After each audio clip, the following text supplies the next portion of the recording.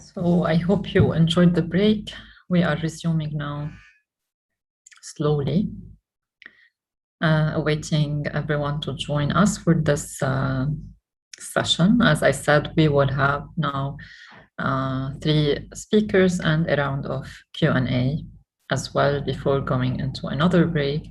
And after this break, we will have a parallel session. So we will be divided into 2 breakout rooms. So group 1 and group 2.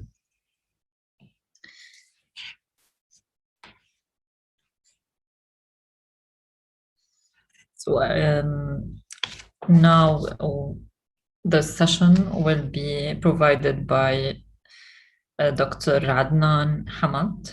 I will introduce Dr. Adnan and his session, although I don't see him yet joining us, but I think he will join us soon. So Dr. Adnan Hamad will introduce us, or his topic will be around global health partnerships, strategies and outcomes, the MENA region, refugees and emergency experience. Dr. Adnan Hamad has a PhD. He is currently the president and CEO of Global Health Research Management and Solutions. And in this capacity, he oversees global health collaborations and research initiatives and establishes links between researchers and scientists in the Middle East and North Africa region, as well as their counterparts in countries with Arab immigrants, such as North America and Europe. Dr. Hamad is the founder and immediate past senior director of ACCESS, Community Health and Research Center, and chairman of the National and International Health Research Initiatives from 1994 up until 2014. So he has extensive education and experience in healthcare services and policy and research at both local and international levels. He holds several degrees, including a Master of Science in Applied Psychology, Master in Health Economics, and a doctorate in Public Health and Policy. Additionally, he has distinguished international consulting experience in the Middle East, North Arab, Africa, Europe, and North America. So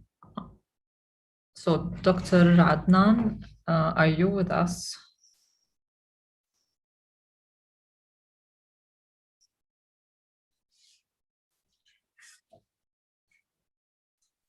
I think we will give a few minutes. If he didn't join us, we will proceed with our second presentation for this after break sessions. Dr. Rania, do we have any updates? Or Dr. Rania is not with us? Yeah, you're with us. Dr. Rania, do we have any updates? Yeah, I'm trying to contact our colleagues. You're muted, Dr. Rania. I'm trying to Hello? Dr. Rania? Yeah. Do you hear me? We cannot hear you. Now? Hello? Hello? Yes, I can hear you, Doctora. I can hear her too. Oh, okay. So I'm trying to reach Dr. Hamad now.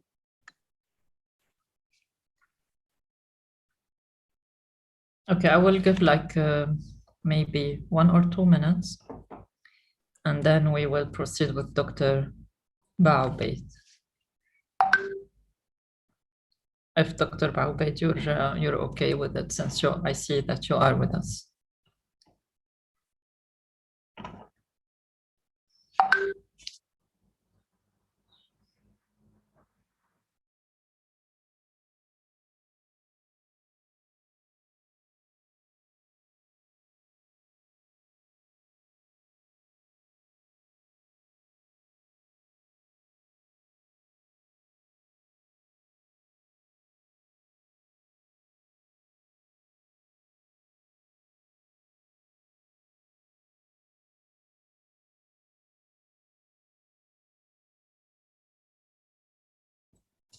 So meantime, I can introduce maybe the breakout room for group 1 and 2. We will proceed now up until 3 o'clock, and we will have a break from 3 to 3:30.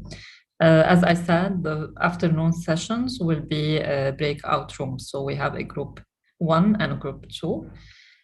For the group 1, we will have sessions around trauma-informed social work practice within the refugee context with Dr. Ahmad Hilal from Egypt, and we have healing through expression, how the arts transform the experience of Syrian refugees in Jordan with Dr. Ayat Nashwan. In the same group, we will have also a paper on refugee response in the United States, politics, faith, and opportunities for faith-based organization. And this is with Dr. Rachel Higgs and a paper around refugees in their countries with Dr. Firdaus Al-Isa, and a round of Q&A questions. So this is a group 1. As for the group 2, the session will be around women and children left behind with Dr. Maha Ghazi. Second session will be around social work, professional ethics within the refugee context with Dr. Sana Tipsi. Another session will be around a refugee hosted by an imprisoned refugee with Wajiha Shihab. She used to be a student with us as well on many programs. So also we'll be happy to have her with us. And we have as well the role of social work in saving the original identity of refugees in the host community. And this is with Dr. Khawla Khalaf. And another round of Q&A question within this group as well. So you will be free to join any of these sessions, and afterward we will have a sort of all together again. We will meet again in this room, and we will brief you around both groups, what happens, and we close with recommendations from this meeting. So Dr. Rania, any updates from your side? I'm still trying, my dear. Maybe we will skip Dr. Adnan. I will update you in a few minutes. Okay, I think we will proceed with Dr. Muhammad Baoubed. Are you? Yeah, even Dr. Muhammad, he is in Canada, and I think the difference between time between Qatar and Canada, and even for Dr. Adnan, United States. So I think there is a problem in this regard. So I will try my best to do it. Yeah. But because I see Dr. Muhammad joining the room. Dr. Muhammad, are you with us? Yes. Okay. It's 5:40 a.m. in Canada. So I'm trying to get my coffee and okay. So. Okay, so because we have difficulties in reaching Dr. Adnan, would you be happy to present now? If I introduce? Yeah. I can try. So I think I have the possibility to share my screen. Yes, we will. I will introduce the session, introduce you, and then we will give you the possibility to share the screen. So thank you for joining, and thank you for joining at such time. I know the time difference is not easy at all. So Dr. Baoubed, he will be providing us a session around innovative response to challenges facing Canadian social service agencies working with refugee families. Dr. Baoubed earned his doctoral degree from the Institute of Psychology at the University of Erlangen-Nuremberg in Germany. He is the founder and the executive director of the Muslim Resource Center for Social Support and Integration in Canada, an adjunct professor at the Western University. For 30 years, he had conducted research on families and children and youth at risk of violence and developing culturally appropriate responses in Yemen and Canada, based on the outcome of his research, a culturally interactive model of family violence response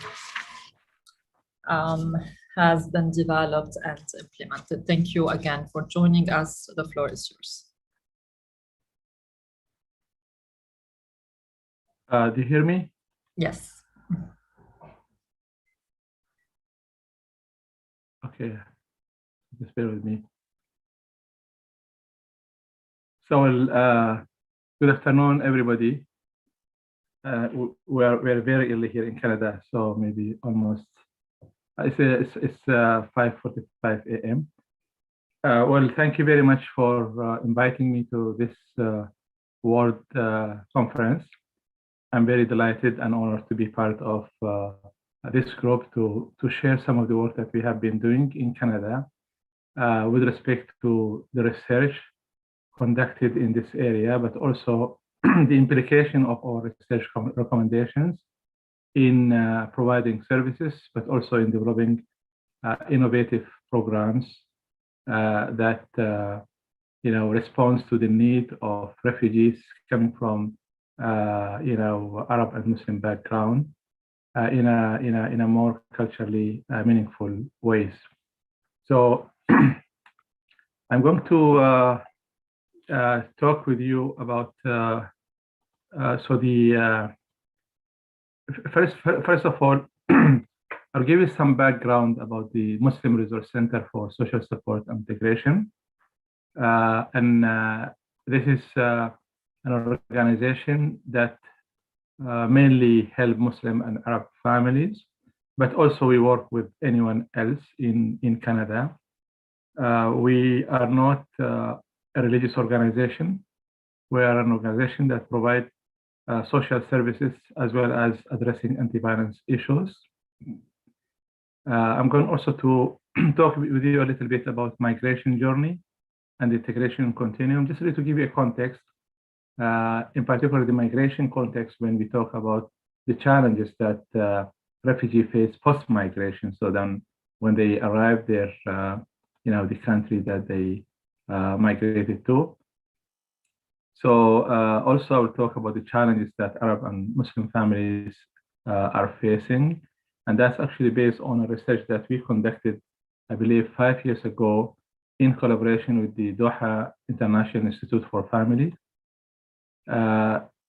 Then we'll talk about mainstream service providers, some of the strengths, but also some of the challenges that they're facing.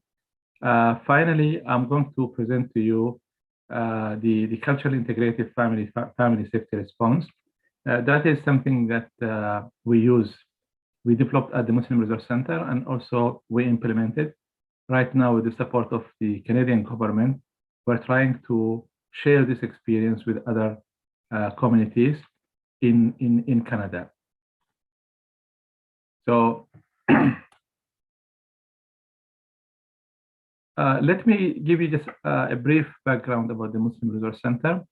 The Muslim Resource Center for Social Support and Integration is a non-for-profit organization established 2009. And the focus of our organization is really helping families and individuals to overcome challenges that impact their family safety and well-being. We focus a lot on family safety, including family violence prevention and family violence responses, but also we care about the well-being of our families. Of course, the reason why we have Muslim Resource Center to be able to address the unique needs of people who are coming maybe from different cultural background, not necessarily Muslims and Arabs, but also those who are coming from a collectivist background. So this really just show you a little bit about, what does MRC do? So we can call it MRC. So we have family-based programs. Most of these programs are evidence-based programs. And then we have direct client services, including counseling, family counseling, individual counseling, as well as couple counseling. And then we have research.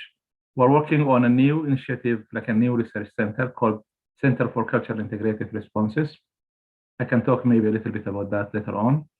And then we do a lot of community engagement and public education in particular in the area of family violence and gender-based violence. So this is our team. You see the team is really very diverse. We have people who are coming, people who are Muslim, non-Muslim, Arab, non-Arabs who are working with us.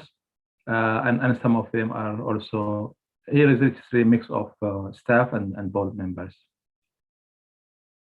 So I'm going to show you a brief video just to give you a sense of what kind of innovative responses we use. That's an old video when we received an award, one of the award in Canada that address community impact award. So I don't know if the voice is good. Hello, do you hear me, or I'm just talking with myself? I'm not sure. We can hear you, but I think if you want to try the video and see if we will hear it as well. Okay. Now I don't hear myself. Sorry, maybe I. Does your video have sound? Yeah, just give me 1 second. I think maybe I missed that, so I will. I'm sorry. So the technology, if it works, it's good. If not, so then just give me one second. I just went back to the beginning. Sorry about that.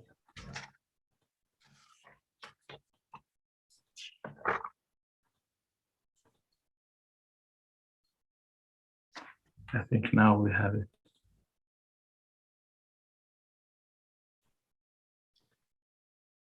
So this is the video. Muslim Resource Center for Social Support and Integration. The Muslim Resource Center has developed a model for working with collectivist cultures that doesn't exist anywhere else in the world. Whatever we have done so far is based on research, community-based research, that identify where are the gaps between the wonderful services available in London and the complex needs of newcomer families coming from Muslim background or from other cultural communities. In the mainstream of anti-violence services, we tend to focus on individual members of the family. And that doesn't work for immigrant communities. It also doesn't work for Aboriginal communities where the family is the thing that really matters. We try to identify things that would not be necessarily seen by service providers, bring it to the table through a process we call it coordinated organization response team. So everybody will be part of this court process to find solution based on identifying risk factors of family violence, and then also based on looking at the strength of the families, not just the risk factors. I nominate the Muslim Resource Center for Social Support and Integration because their work has absolutely changed the way that we're able to interact with immigrant families. They have recognized the importance of cultural values. They've been able to incorporate an understanding of that and see that as a strength for families. And so this is going to change the way that we interact with immigrant families, high risk, not just here in London, Ontario, but Ontario, Canada, and worldwide.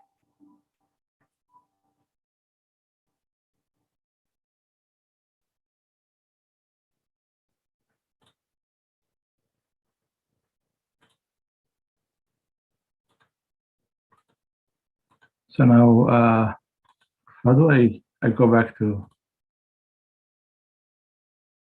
Just 1 minute. Muslim Resource Center. Oh, sorry. We're done with this. I'm trying to. Sorry about that. Muslim Resource Center. Maybe escape button or something. Yeah, escape, and then I would go here, but then I have to, if I want to make show again, I'm not really good, so then I'm trying to. Is there any way that you can go back to the same slide that you want to? And this presentation or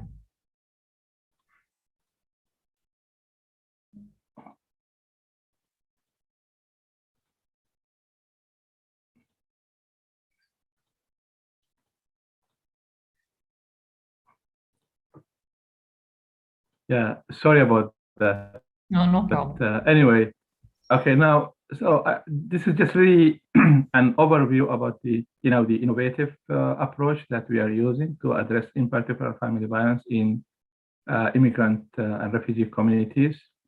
And in order really to give you a sense of a sense of the kind of services that we are providing and the challenges that mainstream service would face when working with refugee families, in particular those coming from conflict zones. I would like to talk a little bit about the continuum of integration, because many people mix between integration, assimilation, but also really between integration and settlement services. I think we see the whole integration as a continuum, starting from the pre-migration phase, and when people really escape their country of origin because of war or because of really any kind of political and religious based violence. So that is something that they will come with when they come to any country that they migrate to. And I see that as a continuum, but also really in steps. So the pre-migration phase and then the welcoming phase is really where people get excited and they get to Canada, US, or maybe other European countries. And after that, the settlement service will start. So the settlement services in general in Canada is really about basic needs: shelter, health, school, finding a job. But then the integration phase is, I think, maybe as long as you are in a different country, you are going through a long process of integration. Integration could have different levels: economical integration, cultural, social, and psychological. I think the most difficult part, or the most difficult dimension of integration, is the psychological integration, because once you come to Canada or to any other country that's not really similar to your cultural background, you're going to struggle with yourself to adapt both your core values as well as really the values that you have adapted in the migration or in the integration process. And that is something that really need to take into account when we talk about services, when we talk about challenges in general that refugees would face, or maybe immigrant and newcomer in a new country. So this will really take us to talk a little bit about the post-migration challenges that maybe in particular Arab and Muslims would face. Sorry, someone is waiting to come in, so should I admit him or? Yes, no, don't worry, we will. Okay, sorry about that. Yeah. So I think one of the major challenges is actually racism and Islamophobia. Maybe recently you heard the tragic that happened in our city, London, where 4 Muslim family members were killed. But that's not really a common, just to be honest with you. It's not really London and Canada in general. They're a very peaceful country and a very welcoming country for immigrants and refugees.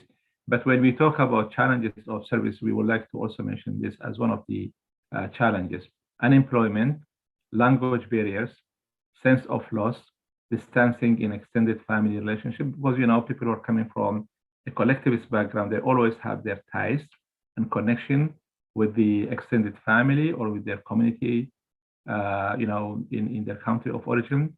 So then, the migration will bring this kind of distances, escalation of marital conflict, and that happens a lot. That could maybe sometimes lead to, domestic violence. So people are really, especially parents, are really scared about the religious and the cultural identity of their kids. So that's also one of the challenges that they face. Changes in gender roles, perception and reality. I think because Canada, for example, is egalitarian society, So there will be some kind of changes in the, expected roles of genders, men versus women. I think also to talk a little bit about, those are really some of the challenges that we actually, had from one of our research in this area. So now, when we talk about mainstream service providers and the kind of challenges that they're facing, can I ask you a question? How much time is left, just to make sure that I can cover the most important? We have time actually because Okay. Dr. Adnan didn't show, so we have plenty of your time. Okay, thank you. Just really to make sure. Anyway, it is important for us when we talk about the challenges that mainstream services face, especially social services, to address and respond to the needs of refugee families. We need to know, how mainstream services perceive refugees and what to expect from them. That's the first really point to understand.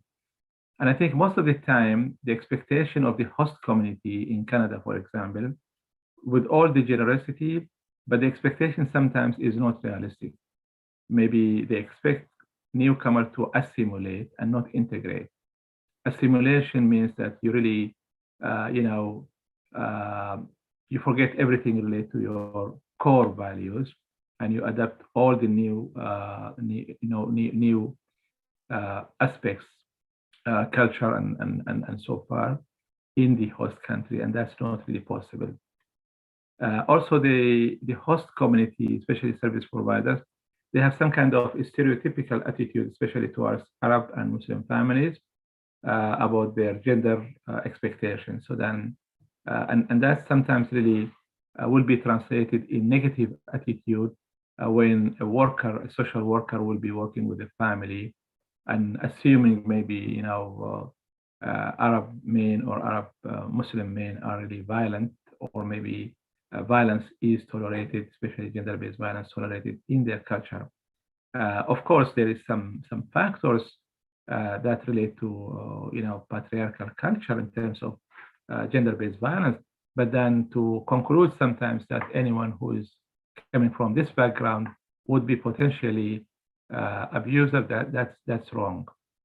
I'm not saying that is the practice, but that is something that we need to take into account when we talk about challenges. The challenges is not just really because you are working with families or individuals coming from a different cultural background, but also because you have certain attitude and understanding about these families.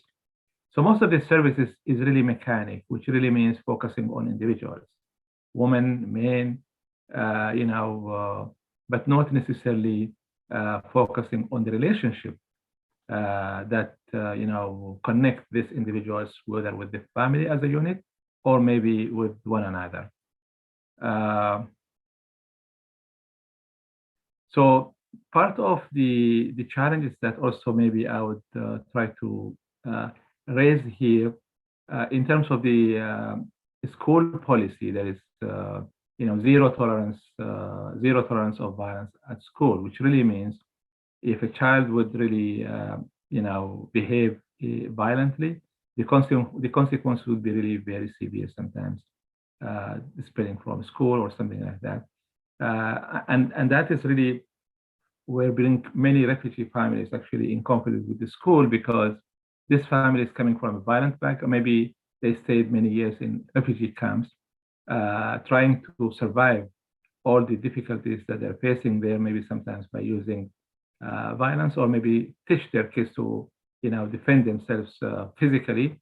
And when they come here, if someone tells them anything wrong, so they will maybe react violently. Of course, that's wrong, but I'm saying those kind of things really needs to be taken into account when we talk about what are the challenges and the strengths of service providers working with refugee families in Canada. So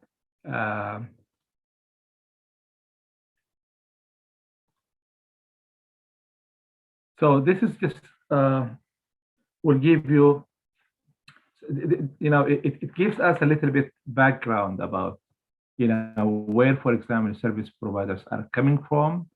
Of course, service providers, especially social services, they are really supported by legislations, by policies, but also by programs that's developed, and also well funded by the government. So then anything they would really do with immigrants and refugees is supported by the society and supported by a lot of policies and also legislation. Like, for example, social service agencies who are working in the area of child protection, they have the mandate to protect children, and that's really fully supported by the government. So what I'm trying to do now, I'm going to give you some idea about what does MRC do to bridge the gaps between the services, the mainstream service, programs, and the needs, or maybe the unique needs of refugee and immigrant families. And I'm focusing more here on Arab and Muslim families because these are really most of our clients coming from this background, but also we work with others. So the model that we have developed and we have been using at the Muslim Resource Center called the Culturally Integrative Family Safety Response. We focus more, we use the word family safety, it's more welcoming and inviting than family violence, because we are really trying to talk about what is how can we really promote the safety and the well-being of the family by also preventing violence and also responding to violence as early as possible. So I will share with you this model. So why do we think we need this kind of innovative family violence responses? I guess there is so many reasons why we need differential responses to family violence when it comes to refugees in particular.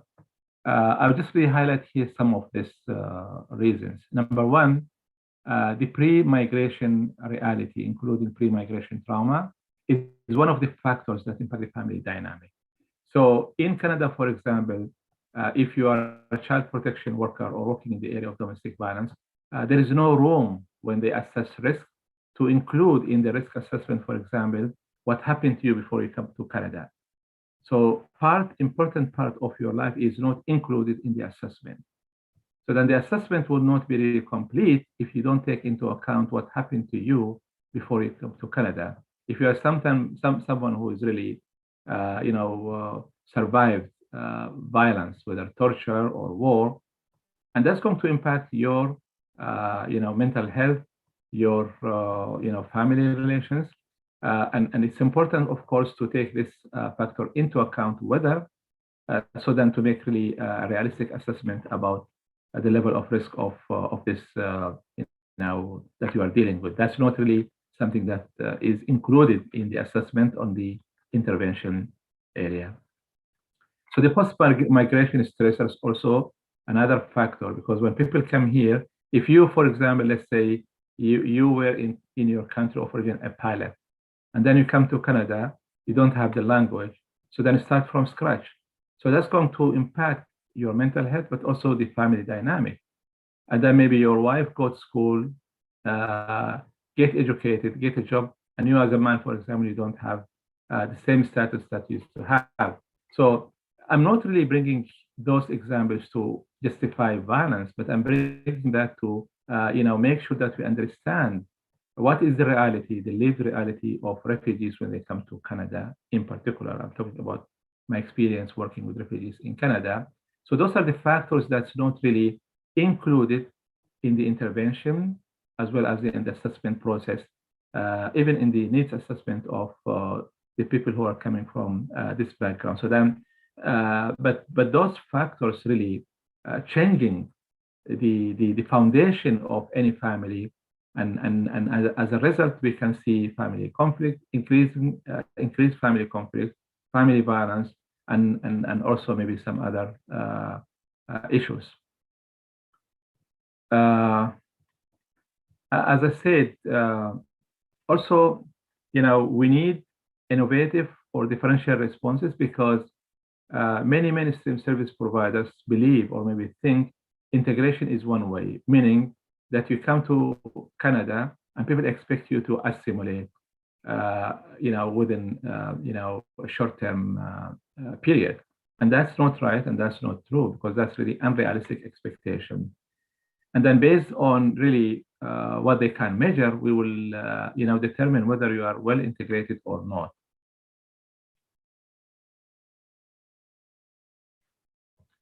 So also we need a differential responses or maybe innovative responses, because I think the traditional response, including risk assessment, as I said, it would not take into account the pre and post migration experiences. So and that is why, for example, we need to rethink how we assess risk and how we respond to risk of family violence.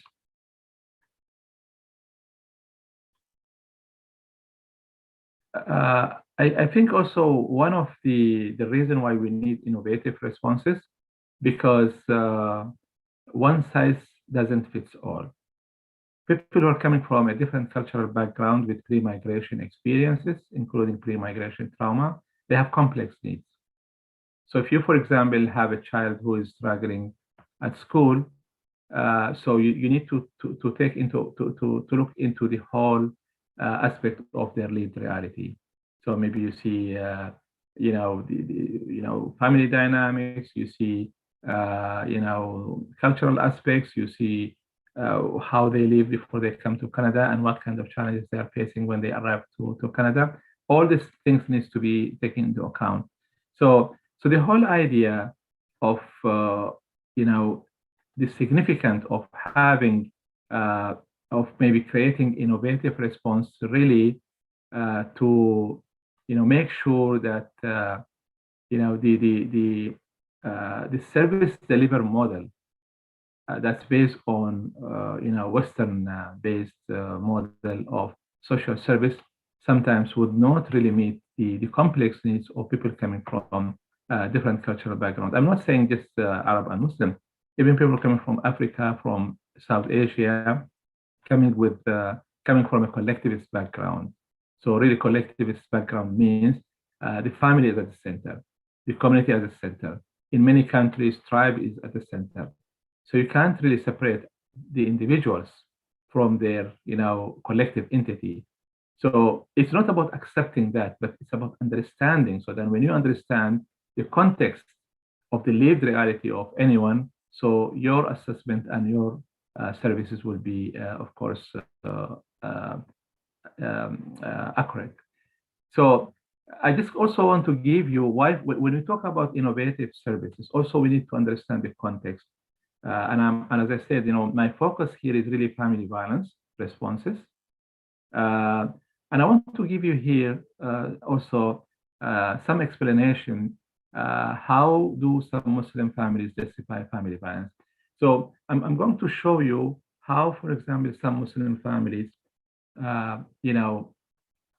justify family violence, but also at the same time how service providers perceive family violence in Muslim communities. And that will give you also some kind of comparison that will help you then understand where are the gaps in services and why, for example, we need to have something, more innovative. So on one hand, family and community is seen as victims of Western culture.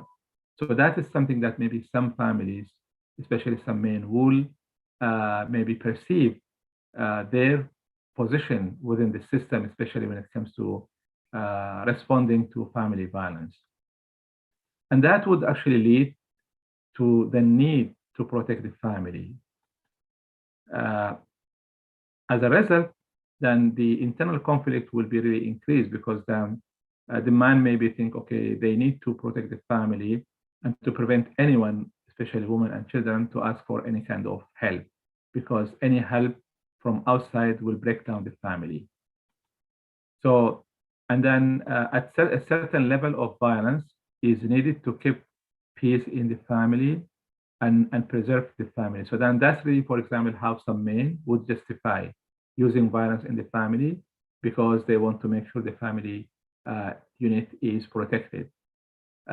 On the other hand, when you look at the service providers, I'm talking here,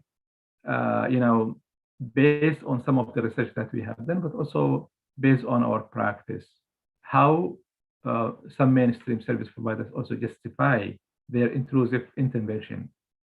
When I say intrusive intervention, maybe they call the police, escalate the situation to court. Children maybe sometimes will be removed from home because they think they will be at risk of violence in their family. So one of the assumptions is that women and children seen as a victim of their religion and cultural traditions. At one point there is a law in Canada called culturally barbaric cultural practices. So the assumption, it is about the religion and the culture and not really about the behavior.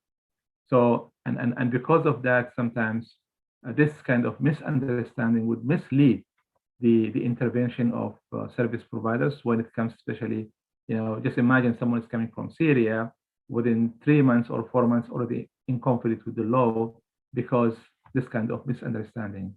So the need to then maybe the intervention will be based on the notion to rescue these families or this woman from their culture and religion. I'm not saying every service providers would do that, but I'm saying there is this kind of assumption by some of the workers, and that would really increase the conflict between between the woman and their family, because the family will get anxious. The woman will go to the shelter, go to the police, and they want to protect the family. So then then maybe that could lead to using violence. And then as a result of that, and we see that all the time, most of the time at school, the child maybe will be seen, at risk.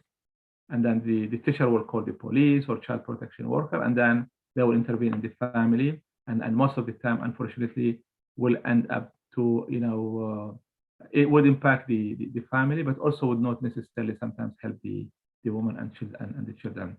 And that doesn't really mean, that overall, the intervention that the social services are using are effective and has really a good result in terms of really protecting children and women in particular, but it has some impact on the family unit.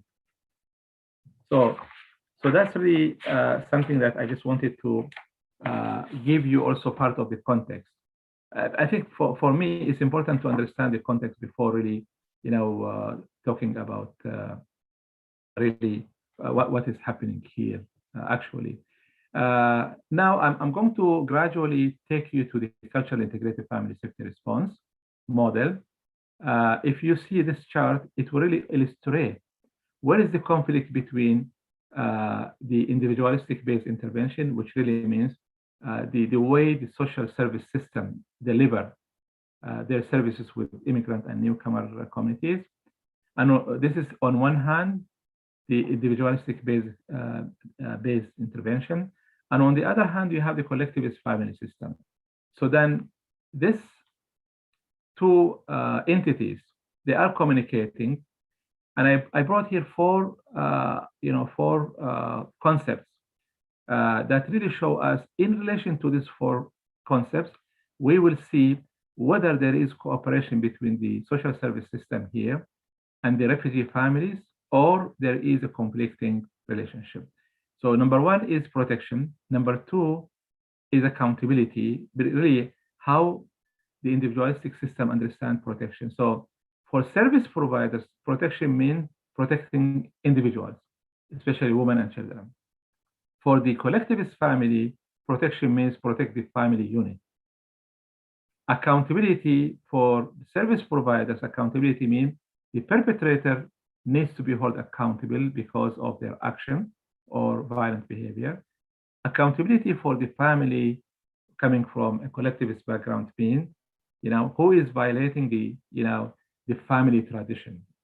So if a woman would ask for help, maybe then they would believe the woman bringing shame to the family, and as a consequence, he would maybe isolate it from her family. The third one is gender roles. The expectation is different because here is about partnership, equality, and equity, and here is really about the patriarchal, gender expectation, gender roles. The last one that I brought here, integration. For service providers, integration means assimilation. They expect, for example, newcomers to assimilate in the society and not necessarily, integrate their values, their core values within the new culture. So if you, for example, if these two entities can understand each other within this four concept, the collaboration, the relationship will be collaborative. But if there is difference between how they understand protection, accountability, gender roles, and integration, so that would really mean increase the conflict within the family, refugee family, and the social service agency. So that's why we thought the culturally integrated family safety response will help bridge these gaps. So the culturally integrated family safety response is about integrating, about really bringing the culture at the center. Again, when we talk about culture, it doesn't mean Muslim culture or Arabic culture. No, culture for me is really a moral reference. It is really a norm, is a standard, is a social norm that really tell you what is acceptable and what's not acceptable in any culture. So when you bring the culture at the center, it doesn't mean that you accept particular culture to justify any kind of behavior. It's just really to help you understand, and that's really why, for example, we talk here about the collectivist culture versus individualistic culture. In Western countries, more individualistic. It's really about a person, an individual. In Arabic culture and Muslim culture, it's really more about the role. What is your role in the family, in the community? Are you a father? Are you a mother? Are you a son? And then there's certain expectation based on that. And based on that, people will judge you, whether you are really, someone who is respected or not. So within the cultural integrated family safety response, we have two major. I can show you here how the cultural integrated family safety response works. So the cultural integrated family safety response is basically an innovative model to respond to family violence in collectivist context. So we actually believe, violence is a continuum. It starts from somewhere, maybe verbal, maybe something simple, to critical incident, including domestic homicide. So the responses to violence also should be according to the continuum of violence. So if you, for example, someone maybe use verbal violence, is not necessarily, of course, violence is violence in any way. It's not to minimize that, but it's not like someone who maybe really break your bond. So the intervention or maybe the responses should be according to the level of violence. So within the continuum, we start with prevention, and that's really addressing family violence in particular with the community, raising awareness, community engagement, and then most of our work actually here, early identification and early intervention. So the earlier you intervene, the better outcome you have. And as I said at the beginning, because if the police will intervene with a refugee family or maybe a child protection worker, if they don't understand each other, the conflict would escalate between both of them. And then the service provider person would take, hard measures because they think if they don't, for example, let's say remove a child from home or maybe push the woman to the police, maybe tragedy, something tragic could happen. But when we work together in this stage, we have enough room to negotiate what would be the best way, first of all, to make sure women and children are safe, but also at the same time would not impact their connection with their family or with the community. But if there is critical incident, physical violence, severe physical violence, so then where the police will intervene and maybe other social services, we here work with them as consultant and supporter. So that's the, just really brief description about the cultural integrative family response, family safety response. And that's really how it works, really. Basically, the core focus of the cultural integrative family safety response is keeping families safe. And the context, as I said, is collectivist culture. We talk about collectivist culture. People are coming from a collectivist background. And the guiding principle is really collaboration, flexibility, trust. We encourage service providers to work collaboratively with us and with other organizations, but also we ask them and encourage them to be flexible in their responses. They don't have to have always hard intervention. And also trust is very important in this. So as I said, this really leads to the continuum of responses, as I mentioned. And what we do here, prevention, as I said, early intervention, early identification and intervention, and then critical intervention if really things get more complex. So just really briefly, the cultural integrative family safety response has two major components. One is the risk assessment, and the other one is the coordinated response. The risk assessment that we use, we call it FAST, 4-aspect screening tool. We try really to understand risk based on what any social worker would know in terms of universal aspects, maybe poverty, mental health, addiction, any factors that we believe will lead to violence, we will take that into account. But also at the same time, look at the ethno-cultural aspects. And I think really concretely, we want to look at the level of differences between the collectivist and the individualistic culture with this family. If someone is coming from Yemen, from a village, with a strong tribe traditions, most likely this person will be, in conflict somehow with the individualistic, culture in Canada. So again, when we mention this kind of factors, we are not really trying to, say this is better than this. No, we just really want to understand the context. So, and based on that, we will determine, where is this person in terms of understanding the individualistic culture in Canada. So migration experience or aspect is really key, one of the key factors, in particular pre-migration and pre-migration trauma. So you can't, for example, do any good intervention if you don't really have a better assessment of the pre-migration experiences of these people. Some of them maybe spend 10 years in refugee camps and they come to Canada. So you can't, for example, ignore this part of their lives. What happened at that period of time is very important to, help you understand what kind of responses you need to have for this particular families.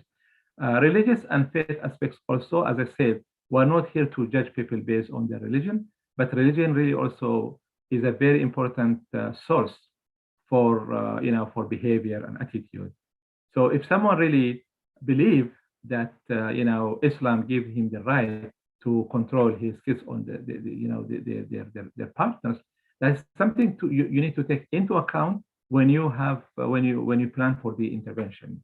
So that will give you the FAST actually will help us to do two things. Number one, the FAST, the 4-aspect screening tool, will help us determine what should be, who should be part of the coordinated response. Maybe sometimes you need, because someone is very religious, maybe you need to bring the imam to be part of the coordinated response. Maybe there's pre-migration trauma, so then you bring someone who has mental health expertise. Maybe sometimes there is some, cultural, aspect in this. You bring someone who understands the culture. So the second, focus or goal of the FAST for aspect screening tool is to help us determine what would be the focus of the coordinated response. So let's say, for example, we deal with family violence. So that's the focus. But then in terms of factors that lead to family violence could be pre-migration trauma. This person maybe come from a place, he's maybe kids killed in front of him, he was tortured, and he has really a long history of running away until he came, for example, to Canada. And then when violence happened in the home, of course, we don't really use his pre-migration experience, especially the torture and trauma, as cues for his violence in the family. But we take that into account. So then we say, okay, you know what? We deal with his violence, with his action, and not with him. So we say, okay, you know what? You're a good person, but what you have done is not acceptable and harm someone. So deal with that. So then you have a different kind of intervention and treatment to make sure this person really, understand and come to a place where then he can maybe connect his behavior, with the consequences that happen to him, whether separation from the family or kids taking away from him. So that is the coordinated response. So in summary, the culturally integrated family safety response is trying to bring the culture at the center of the intervention and the assessment. We have two components. The 4-aspect screening tool is for risk assessment, and then the CORD, Coordinated Organization Response Team, is about really coordinating responses that bring all the key parties to help us, identify risk, but also at the same time have a comprehensive, holistic approach to respond to family violence in these communities. So let me, before I think maybe just a few minutes, and then I will conclude my. So I already talked about that, the culture, the coordinated response. Because I want to also to show you another video clip. This may be also 5 minutes. It will give you some idea about one of the programs that we are running at the Muslim Resource Center called Strengthening Family Program. So that's the program. The Strengthening Family Program gives opportunities to support the vulnerable families and individuals to overcome integration challenges. It acts as an effective family emphasis on communication, connectedness, and boundaries. The program is inclusive to all members of the family, not singling out problematic family members, allowing change to happen from within the roots of the family.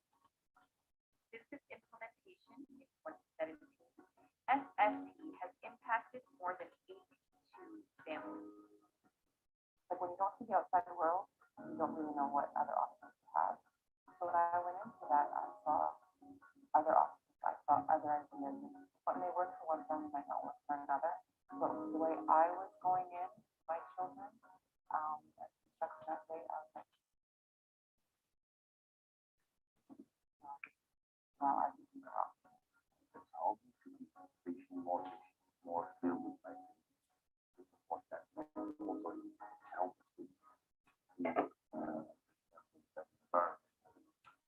لما دخلت البرنامج اكتشفت انه احنا كنا متخيلين دي التربيه المثاليه، اكتشفت انه احنا ما كنا بنتعامل مع اولادنا بالطريقه المثاليه. Newcomer families must adapt to cultural transitions which may look different for a parent and for a child. Adopting effective listening and speaking skills sets the foundation for family members to develop healthy conversations. It's important to kind of change the tone of voice that you talk with a child, and choosing the time. I mean, you don't want to talk to a child when you're overwhelmed or when you're angry or when you're, agitated. You need to find a calm place, a calm moment, and then, talk to them at that time, because it does change and it's a bit different. For me, I like talking about my opinions with other people and them sharing their opinions with me. It's fun, and you get to learn about new cultures and new people and talk with new people. That's what makes it fun, Equipping youth with tools to enhance their capabilities to foster pro-social relationships is a significant benefit of the program.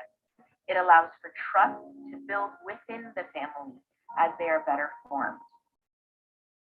Today we talked about peer pressuring and how to say no if it's going to have a negative impact on you or a certain situation. And it is possible to say yes to peer pressure if it's not going to have a bad impact on you. Do you struggle with having confidence to say yes or no? you could take some time to like step back, think about the consequences of like what's gonna happen if you say yes, what's gonna happen if you say no, think about the pros and the cons, and that will allow you to take the right decision. And sometimes peer pressure can be good, like pressuring your friend to study for a test, like an important test, can help them and get them good grades and not like get them higher instead of failing.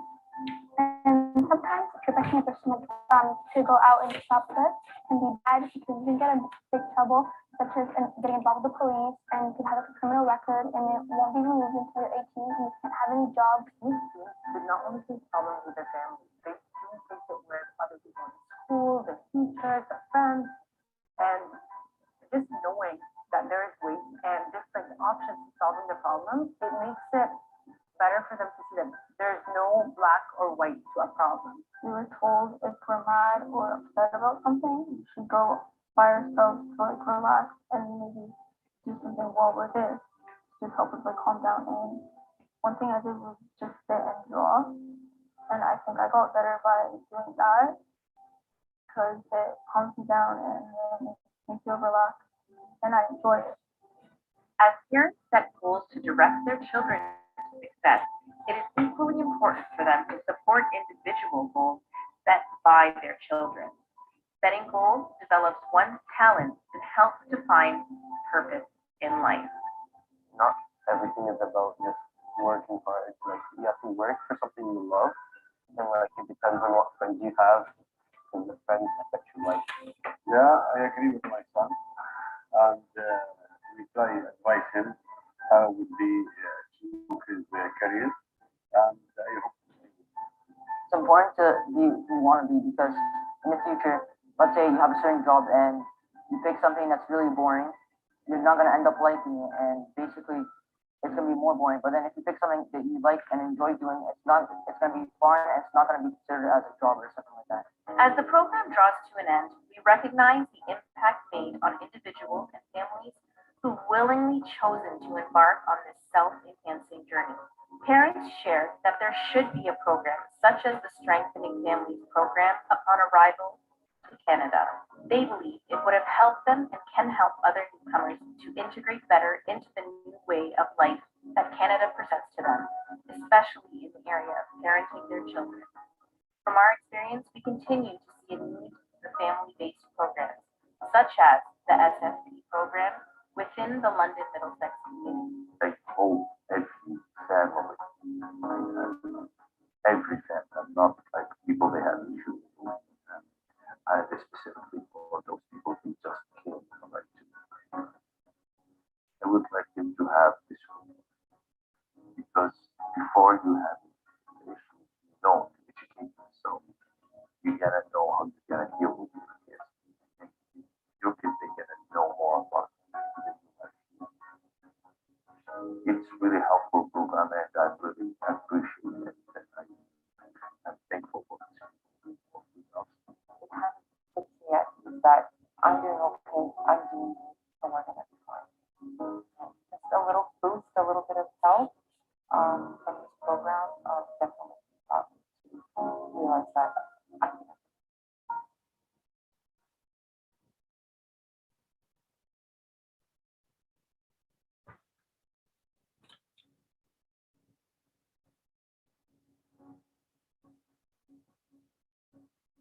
The Strengthening Families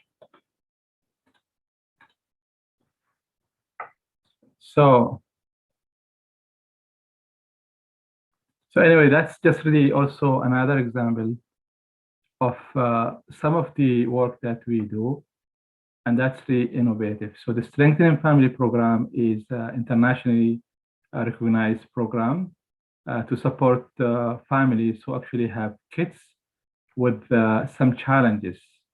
It started with kids really with families who may be struggling with drugs, and maybe children will be involved with the criminal justice system. So what we did actually, we adapted this, we took this program and we made some kind of cultural adaptation, and we translate that into Arabic. So all these families who attended the program, the program was run in Arabic. It's a 14 weeks program. every week or every Saturday is 3 hours. The whole family will get together, and the first hour will be the family eat lunch together, and then start working together, and then maybe a separate groups for parents and groups for children, and then everybody will come and exercise what they have learned in terms of the enhancing communication within the family. So just last few thoughts as closing.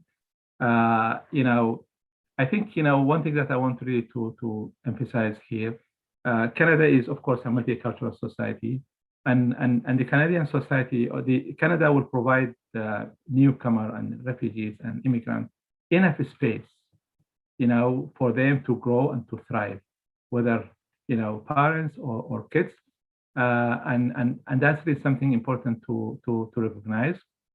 But also at the same time, there are real gaps between the way the services is delivered and the unique and complex needs of refugee families, especially who's coming from Arab and Muslim background. So I think one of the things that we are really working on, including working with the government in terms of policies. So one thing that I want really to make sure that here that we that there's not any misunderstanding. Anything we do, we are working within the legal system in Canada. So our role is really to support the implementation of the enforcement of the law.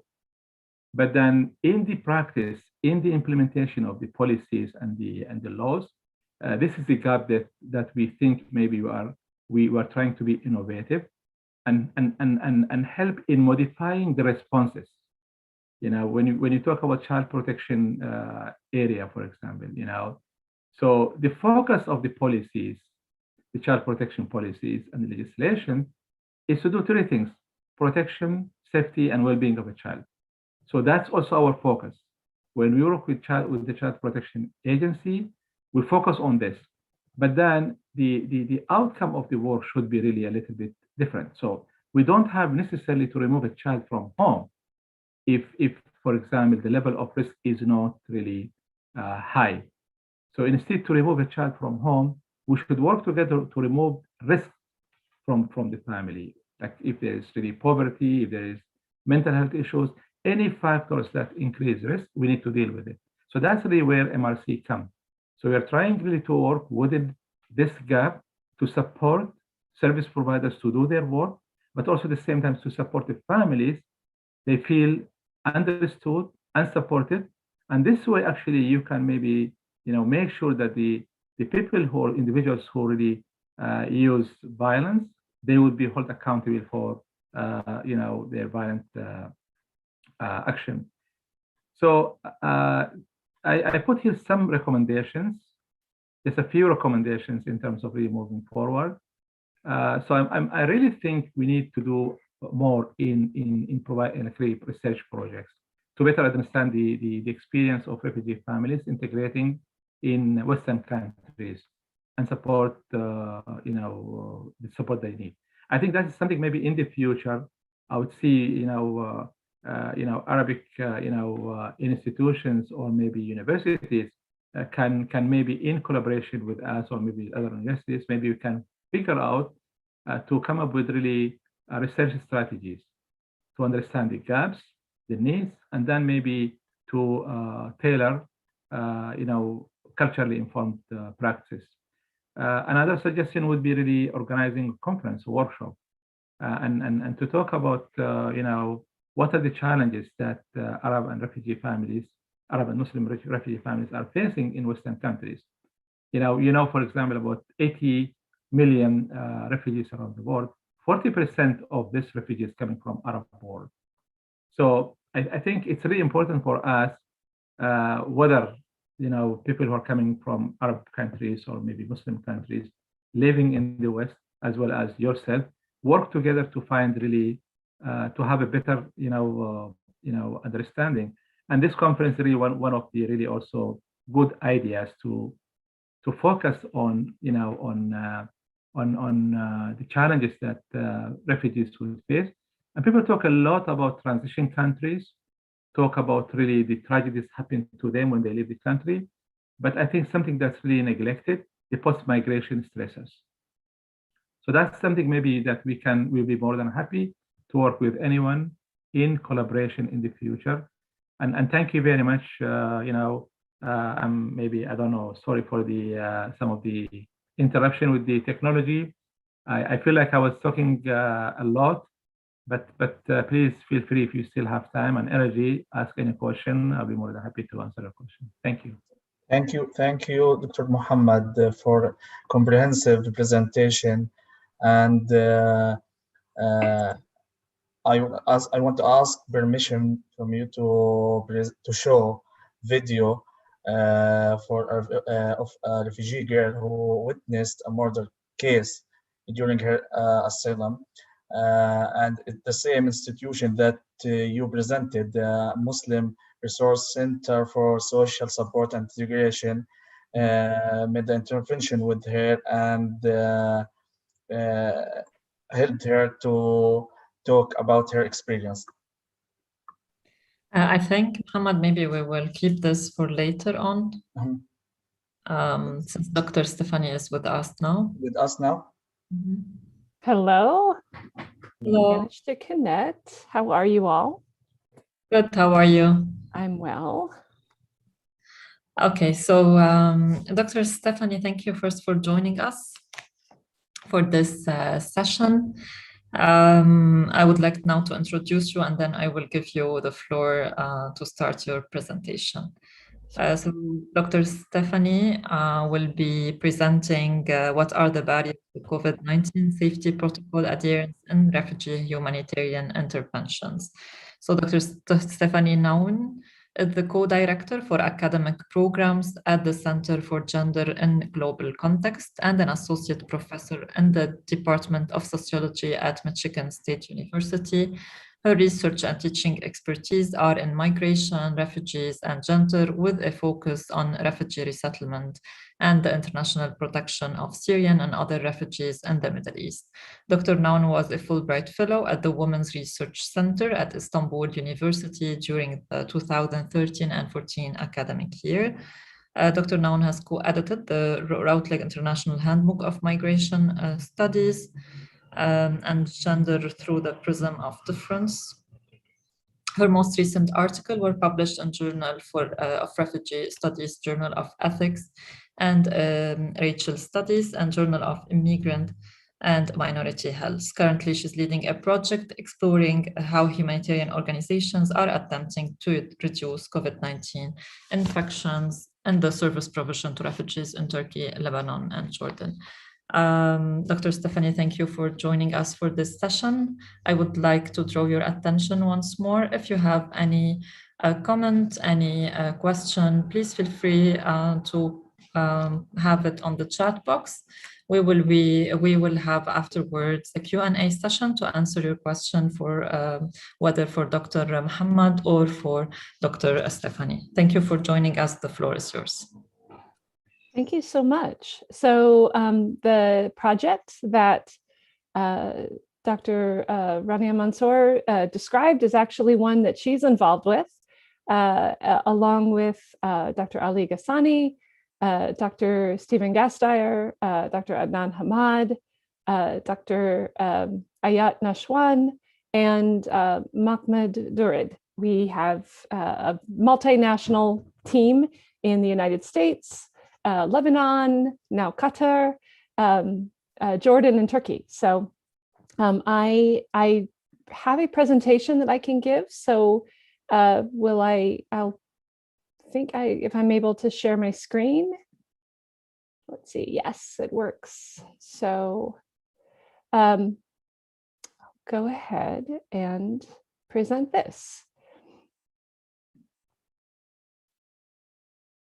All right, so what I'm going to talk about today is just a very, very brief summary of a very large project that is still ongoing in terms of the data analysis.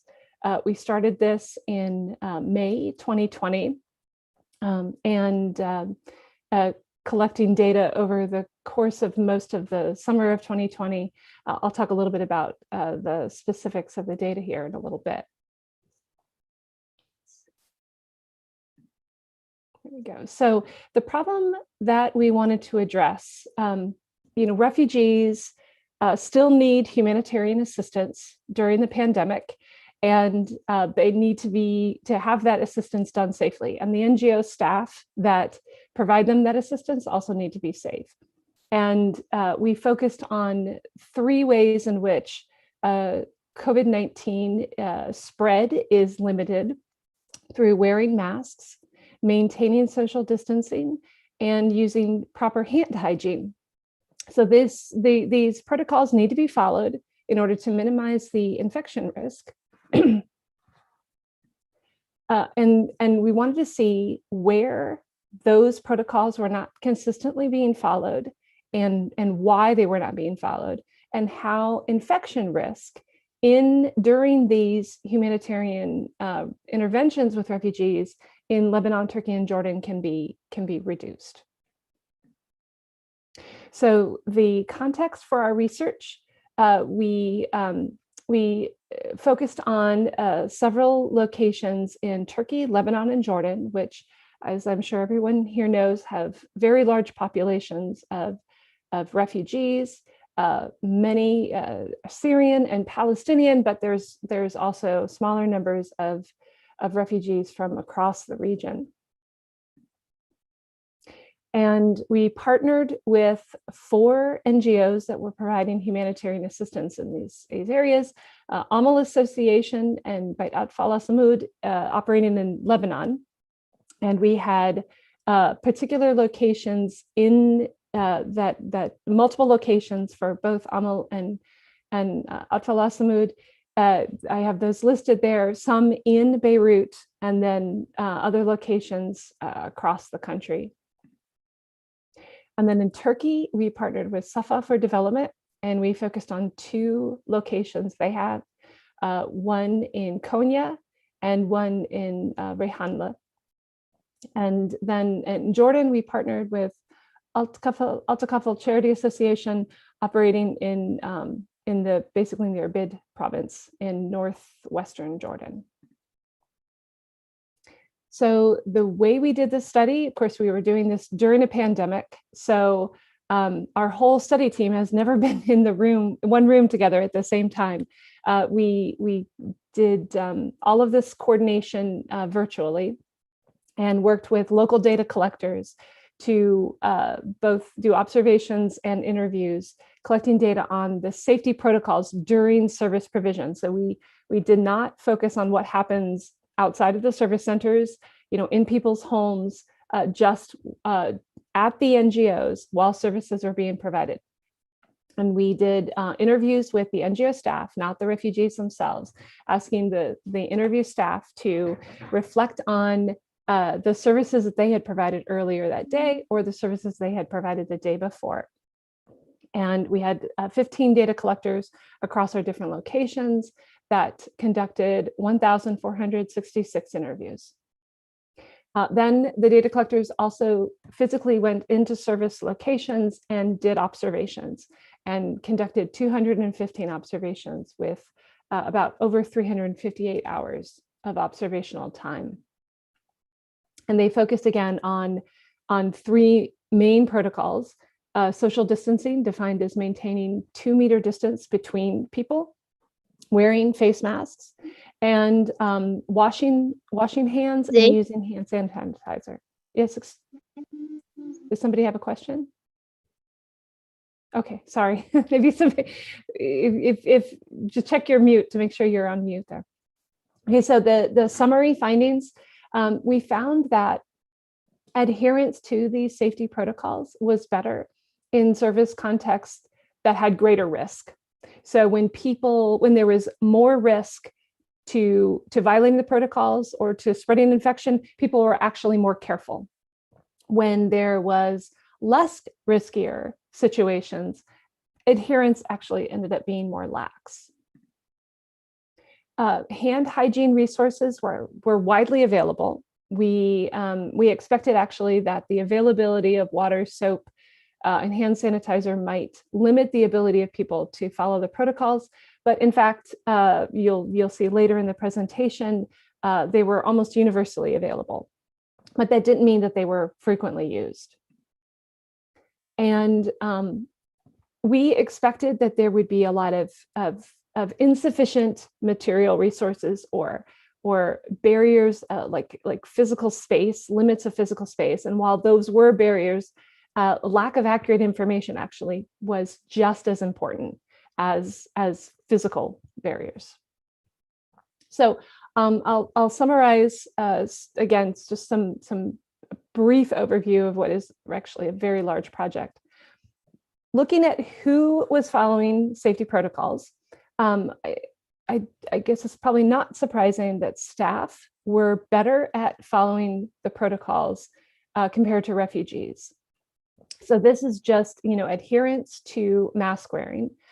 We found that staff were more likely to wear their masks all the time compared to refugees.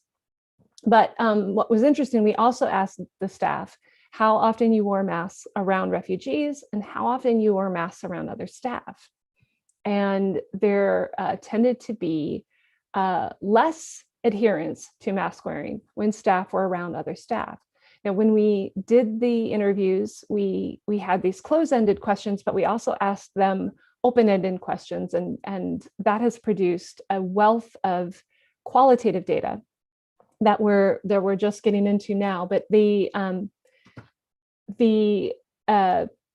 what we found when we asked people why they didn't follow this is a lot of staff felt like they didn't need to wear a mask around other staff. They would say things like, well, I know these people, I trust them.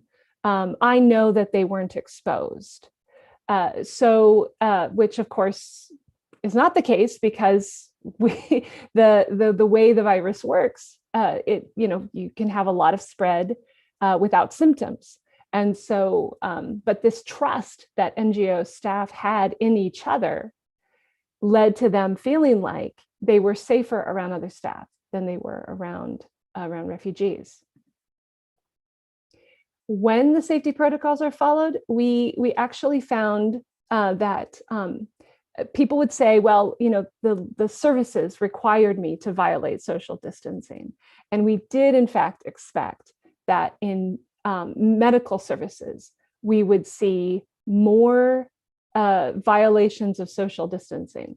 But that actually ended up not being the case. So, and mask wearing was very high among medical services and lower among other services. So this shows what we did was we had in the observations, we asked the data collectors to count how many refugees and staff were in a space, and then count how many times the social distancing and mask wearing protocols were violated. And this gives us proportions for violations of, you can see refugees violating social distancing, staff violating social distancing. That number of 4.13 means that there was multiple violations of social distancing by a single staff member. And this is for medical services. This are the proportions for non-medical services. So while medical services require, like doing dental work, right, or administering vaccines, you have to be closer than 2 meters between people. But we actually found that the social distancing violation was greater in non-medical services, where many of these services, social distancing didn't need to be violated. But we found this consistently across services that when people felt, reasonably could feel like they were safer, there was actually more violations. This was also true of services provided indoors versus outdoors. We know that being outside, because of the air circulation, COVID being spread largely through aerosol, that it was, you would be much safer outside. And that is actually where more social violation happens. Social distancing violations happened when people were outside versus inside.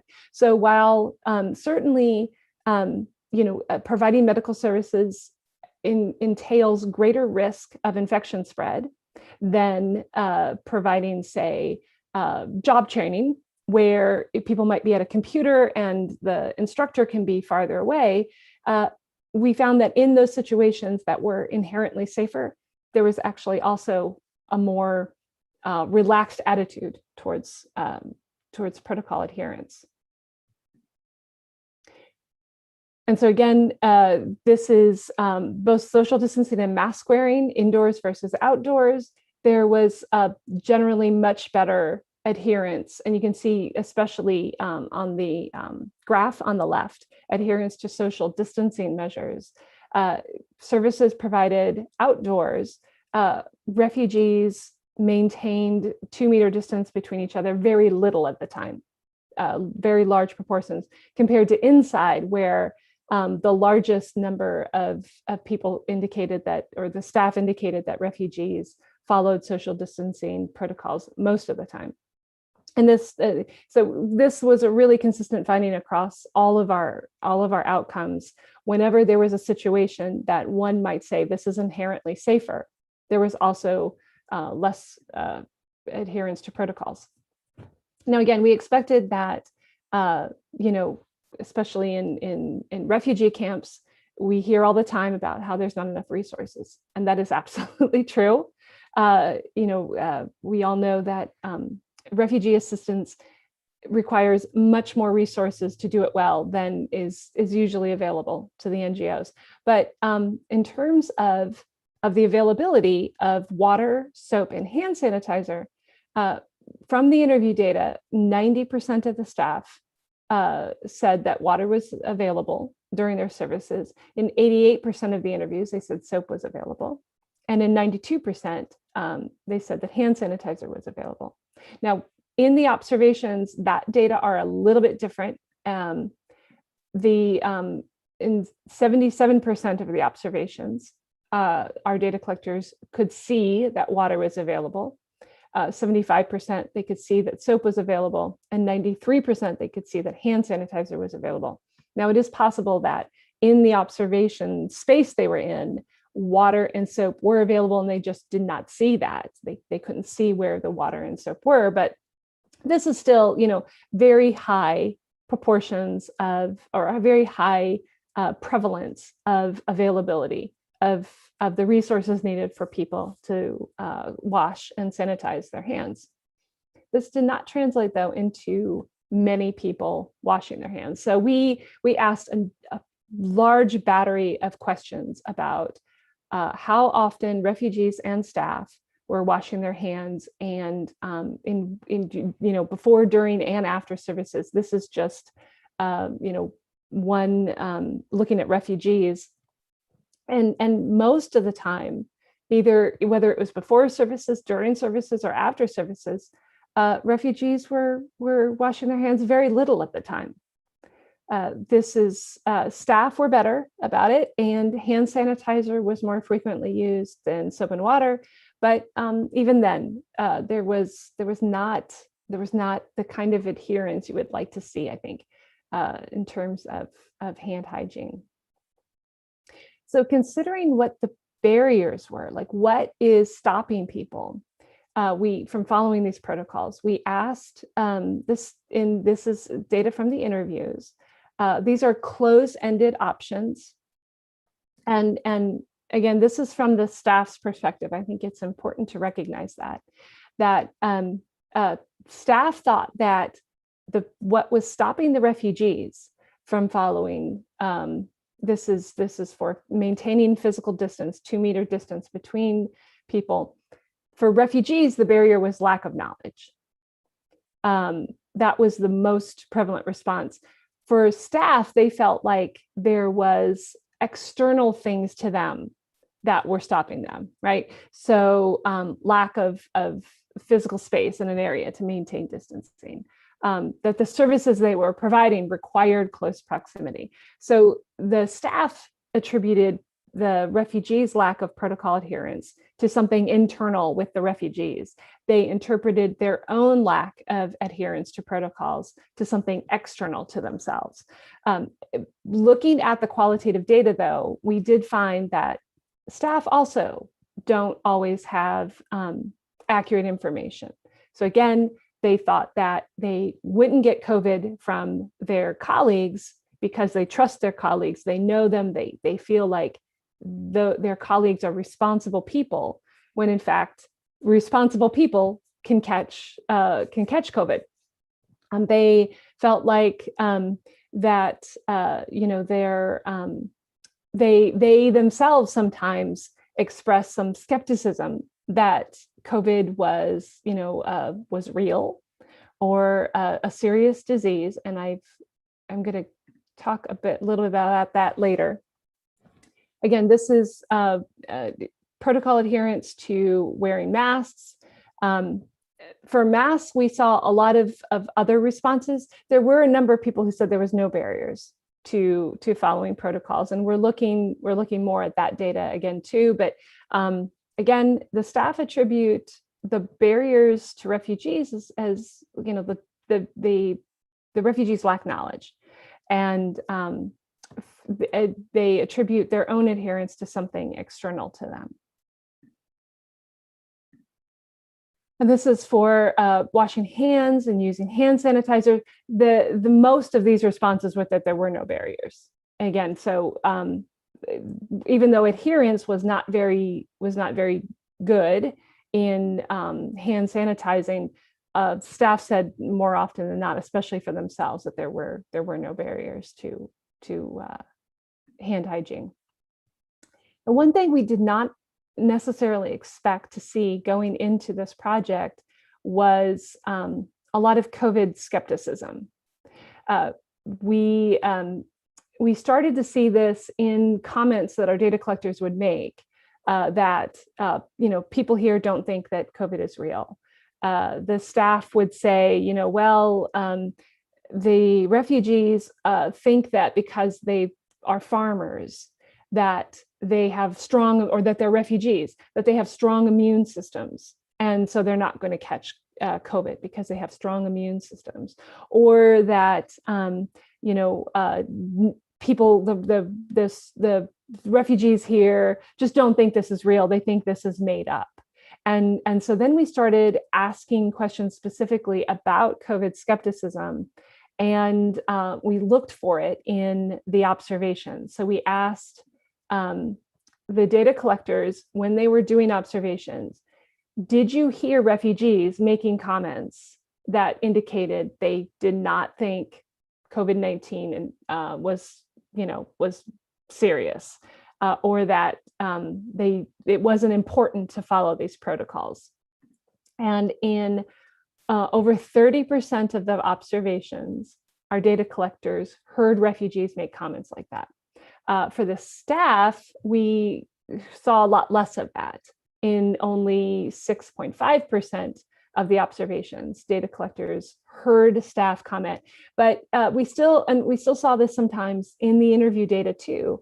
Data collectors would note that the staff that they were interviewing would ask, why are you asking me questions about this?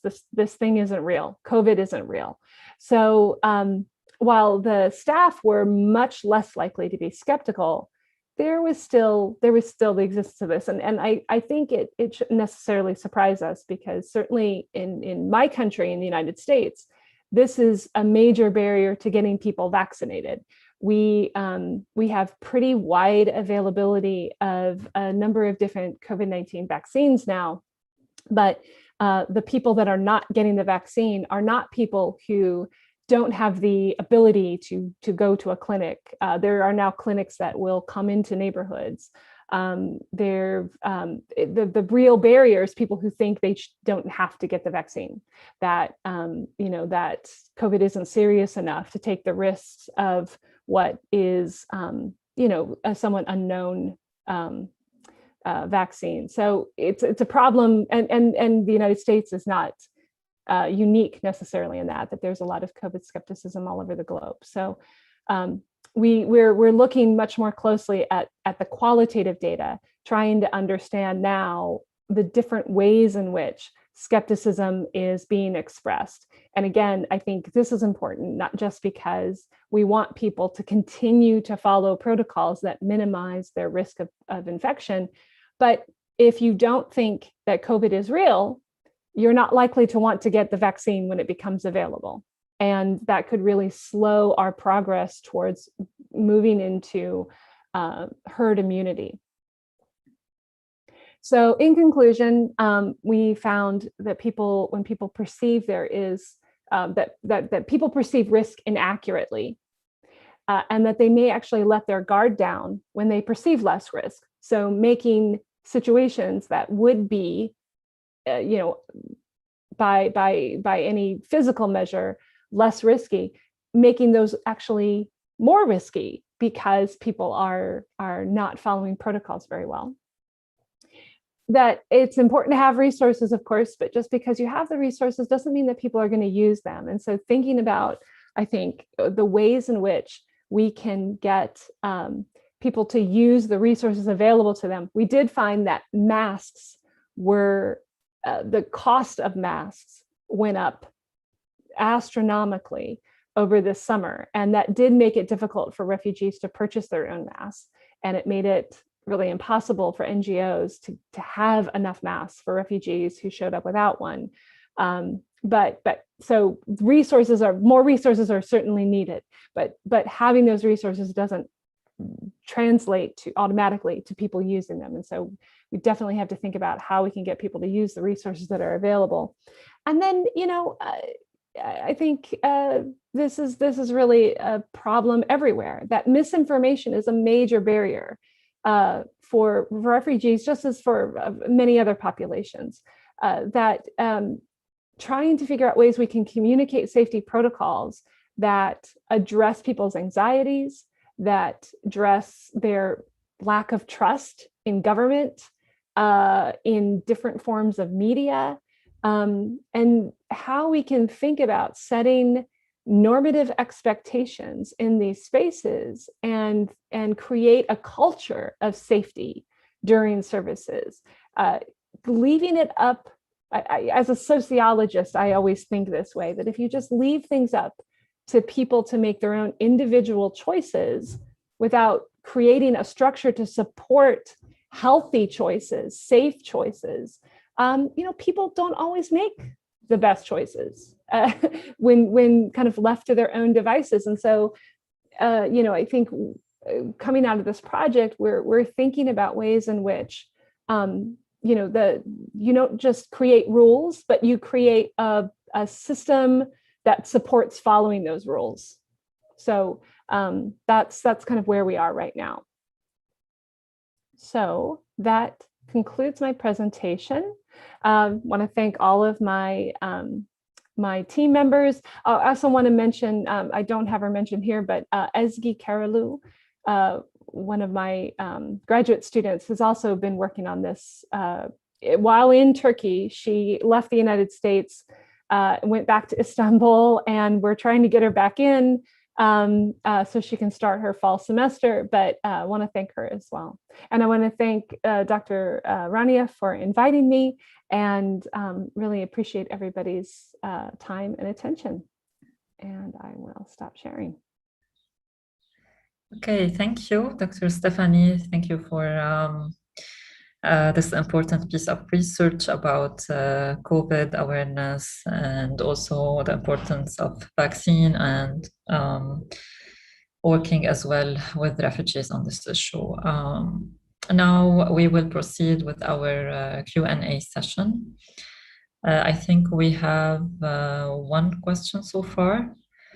Do you think, Dr. Stephanie, that the basic needs according to Maslow hierarchy of refugees, such as food and housing, prompted them not to care about the prevention of the COVID virus and not to care about using prevention methods such as washing hands and wearing masks?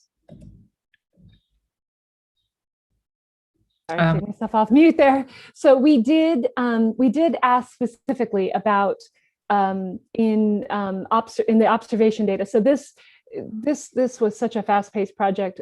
We were already kind of halfway through conducting interviews when we started to really see this pattern emerge about COVID skepticism. So we started the observations later in the summer, and so we were able to craft a data collection tool that addressed these preliminary findings we were seeing in the interviews. And so what we did was we asked the data collectors, did you overhear as you were sitting there observing refugees or staff say something that indicated COVID skepticism? And then we asked them, what the nature of that was. And so we had some closed-ended options that data collectors could choose, and then open-ended questions that of course taking us much longer to go through because it's all qualitative data. But in those closed-ended responses, we asked, was the skeptical comments indicated that that refugees thought that they were more that COVID is real, that it is serious disease, but there are more important things like your livelihood, putting food on your table, having a safe place to live. And there were a fair number of people who had expressed comments like that. We also asked about did they think that that governments were exaggerating the importance of COVID in order to control refugees or make refugees out as scapegoats, that somehow this was a conspiracy against refugees. And that was not often expressed by refugees. It was more often expressed by NGO staff, which I thought was interesting. So NGO staff were more likely to think that COVID was being used as an excuse to limit the rights of refugees or limit the resources that refugees get. But there were a fair number of refugees who were skeptical, right? So that was about 30% of the observations we did.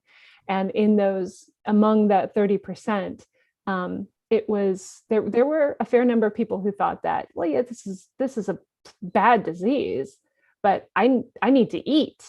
So that's really what's more important. And so I think that's absolutely a dynamic that was happening, which I think speaks to the fact that when people feel insecure generally, right, when they don't have what they need for a real life beyond bare life, then then it's going to be harder to get them to address other kinds of risks out there. You can only deal with so many risks at one time.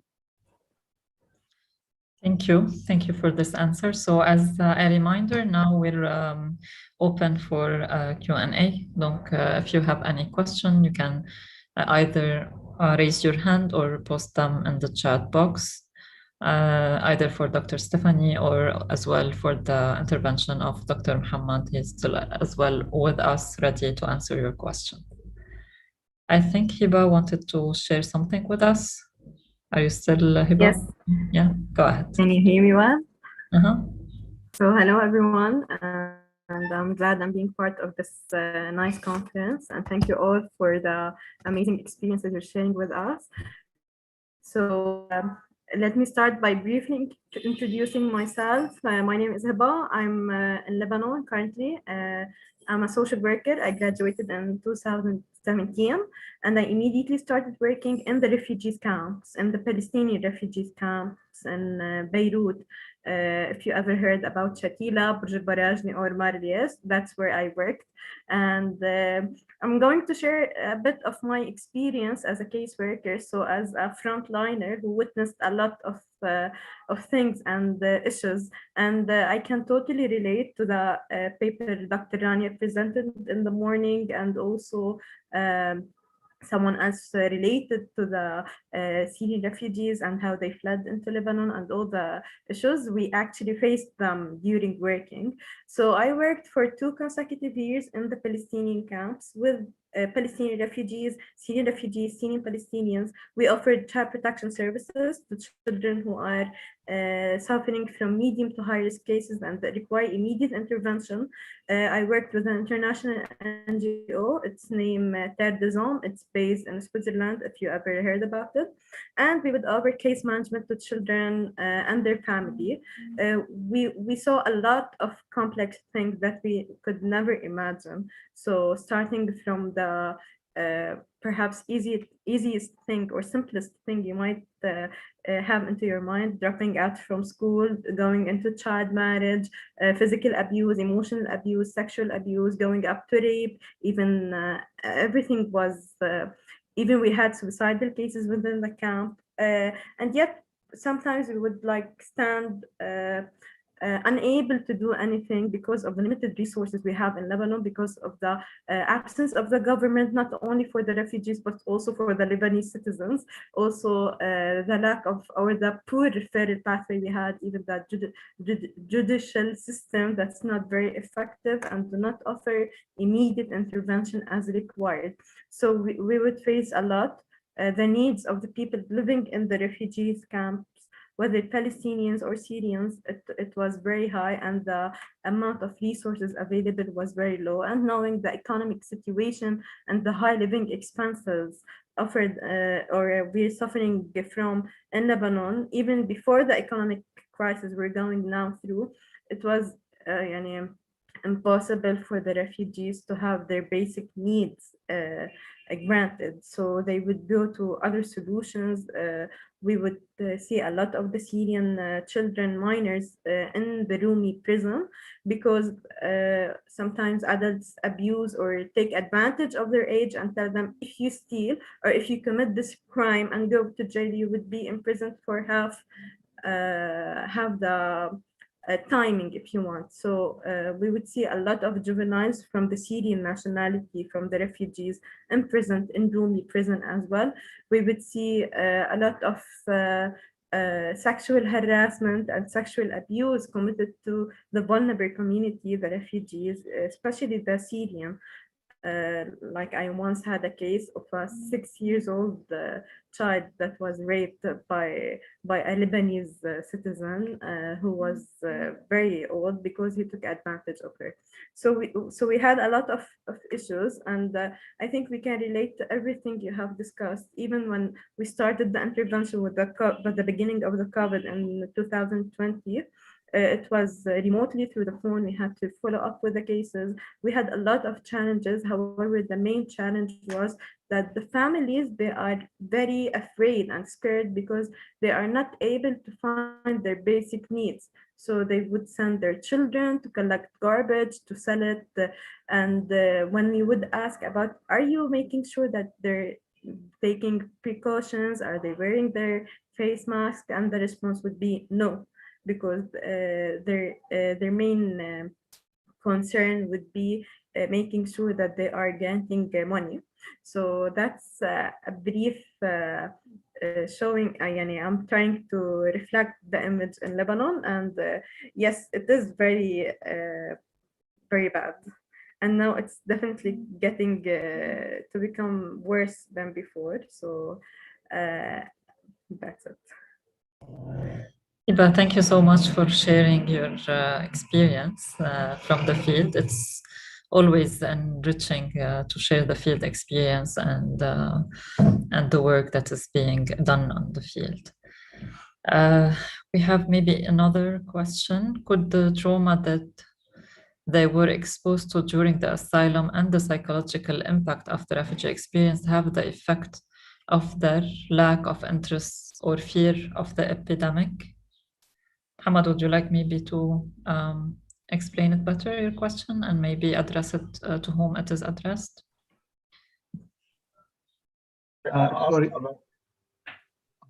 Sorry. So what was the question again? Sorry.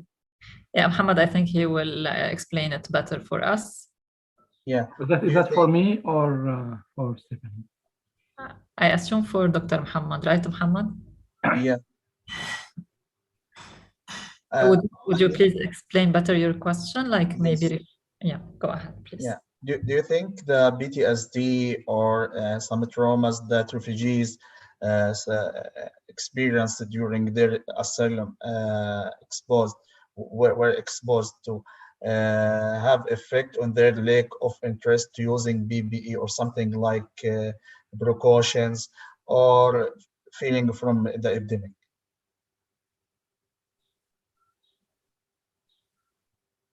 Is that, oh. Go ahead, maybe. I would just say from our perspective, so one of the shortcomings of our project was we had to get it going very quickly because the funder required results within 6 months. And so we weren't able to talk to refugees themselves. So I think that really has to be something, it's the staff, like Hiba talked about, the staff work very closely with the refugees, care very deeply for them, but it's not the same as asking the refugees themselves. I do think that, those repeated traumas are really, they affect your ability to do all sorts of things, right? And they affect your ability to perceive risks out, future risks out in front of you. We did find, so we for our interview data, we collected about half of it before August 4th, before the explosion at the Beirut port, and about half of it afterwards. And so we looked at how the explosion as an additional, disaster changed protocol adherence, and we found it didn't have a huge effect. That adherence improved over time, and it improved in Lebanon or in Turkey and Jordan at a very similar rate that it improved in Beirut. So I do think that sometimes, and there's something to be said for resilience, right? And Lebanese people always talk about resilience, and it's awful that anyone is in situations where they need to develop that kind of resilience to survive. But I do think that sometimes these repeated traumas, they have less and less effect, right? But if you're a refugee, you have a number of risks that you have to deal with, and and trauma absolutely affects our ability to process information, to perceive what's safe, what's unsafe.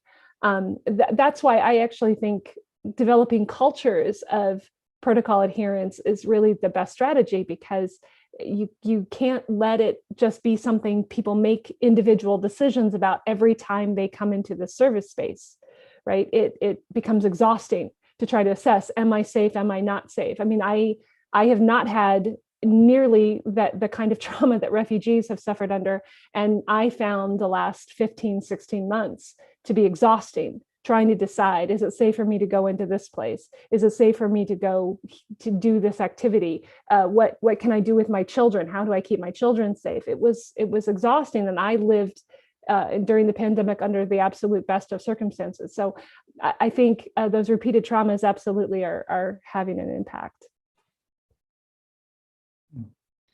Thank you, Dr. Stefani, for your response. I think we have one more question to Dr. Muhammad. How did you build connections with the Canadian government, taking into consideration the Islamophobia as a concern nowadays? Yeah, this is a great question. First of all, as I said, we have a history in building relationship with different communities, including governmental organizations, non-governmental organizations. So that's really an accumulation of many years of working together, and enable us to build a foundation where everybody can respect everyone and work together. So the second point, of course, Islamophobia is a serious problem, but I think in Canada, the government is not supporting Islamophobia. Actually, just recently, there is a conversation to make Islamophobia also like a crime. And I think not just really the Canadian government, but also the Canadian society in general is against any kind of hate-based crime and violence, and including hate crime against, people with other faith like Muslims. Of course, Islamophobia is there. It could impact to a certain extent our relationship with the larger community, because that would impact how the media profile Muslims and Muslim organizations. This is something that maybe would create some kind of sometimes tension, but overall I think our history of working together would allow us to overcome any kind of challenges, including Islamophobia. In fact, the work that we have been doing in the area of gender-based violence, so the other side of it really is Islamophobia, because if you talk about supporting Muslim women, especially visible Muslim women, against domestic violence, it's also really you need to consider the different kind of violence that she could experience in the broader community, based on Islamophobia, or maybe just because she visibly looked like a Muslim. So then it's really these two sides are really intertwined, and we're trying to to make sure that there is an awareness within the broader community to also consider Islamophobia as one of the problems that we are seeing and experiencing in Canada. I hope that answers your question. Thank you, Dr. Muhammad. There is one more question to you. If you see any difference between Quebec side and the rest of Canada? In Quebec is a little bit, different from the rest of the country. They have some, kind of regulations against, wearing, any kind of faith or religious symbol in the public sphere. Like, for example, if you wear hijab or any other religious symbol, it's difficult to be a teacher or working in a court system or a public service.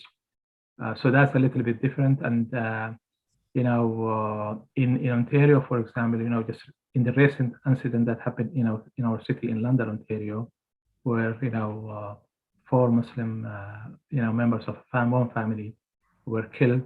I think the whole community get to work together. Like even the Prime Minister came to the city, and the Premier of Ontario.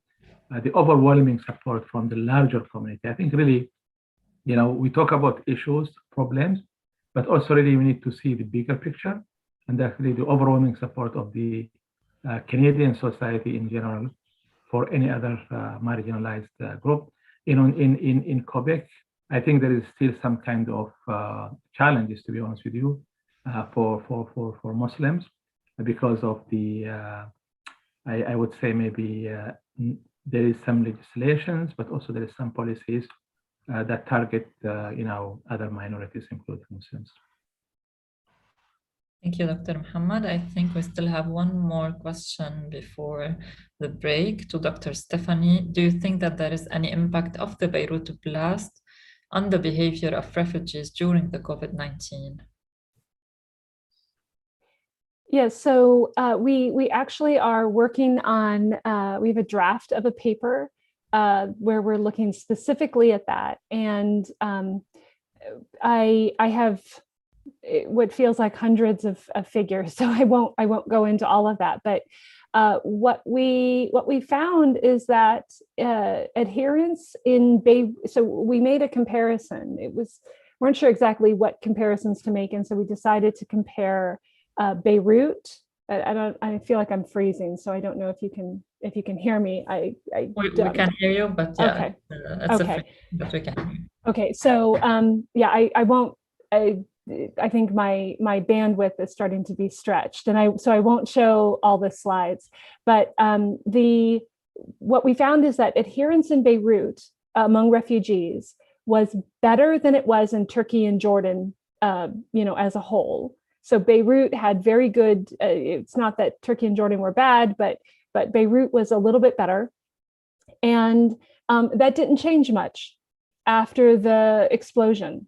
And again, we don't really have really good data to say why, but it definitely, it looks like, and I'm just gonna stop my video here for a second and maybe it'll unfreeze in a bit, but what it surprised us. We expected that this would be a real challenge to protocol adherence, but it didn't have much of an effect at all.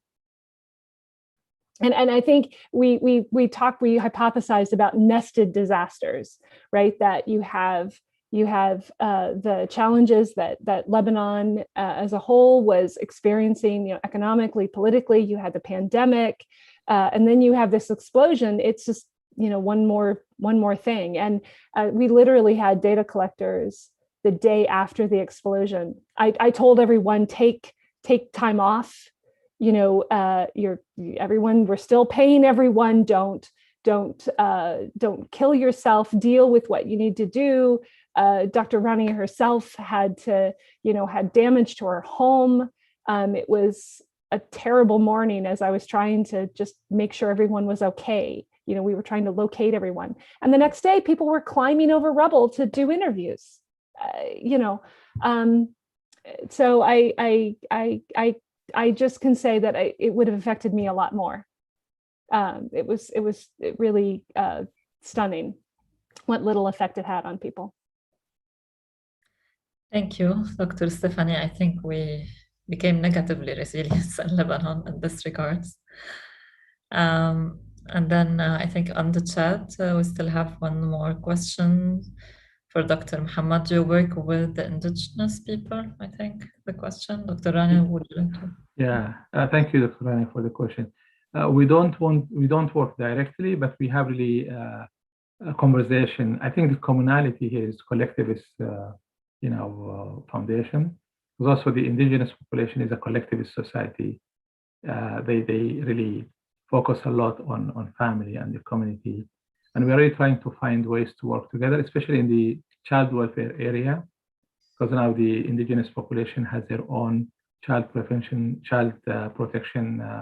services. And we're really trying to, learn from one another in terms of really how to balance the safety of children while also maintaining their connection with their culture, with their community. Actually, that's really what I can tell you so far. Thank you. Thank you, Dr. Muhammad. Okay, so I think no more question in the chat. I think we're done with this round of Q&A. So I would like to really thank you so much for your both presentation. It was really lovely to have you on board for this session. We will go now for a lunch break for about an hour of the time. So we will be back 3:30 in Beirut, so Beirut time. I would like also to ask our organizer if we can put the program, the schedule of both breakout rooms, because we will come back for a breakout room. So we have two groups, and you can choose in which group you would like to be. So if our organizer can just pin the schedule so that you will have plenty of time to go through it and decide on which room would you like to join after the break. Thank you so much, and we'll see you in about an hour. Thank you very much. Actually, just to clarify, thank you so much. I will put it on right now, but the only issue is the timings there in the schedule. I think it'll be different from what you just said. I think because we originally agreed for 3, right? So in case our participants, please don't get confused. Sorry, 3:30. You're right. So it's so I will share my screen right now, and then on my screen, everybody can see the schedule right here for both sessions, right? Yes. So 3:30 until 5:15. Yes. Yeah. Okay. So group 1 and group 2, and Yeah. you will feel free to join either or group. Yeah. Yeah. Here. And we will have Hiba joining one group and Muhammad joining another group for the moderation of the breakout room sessions.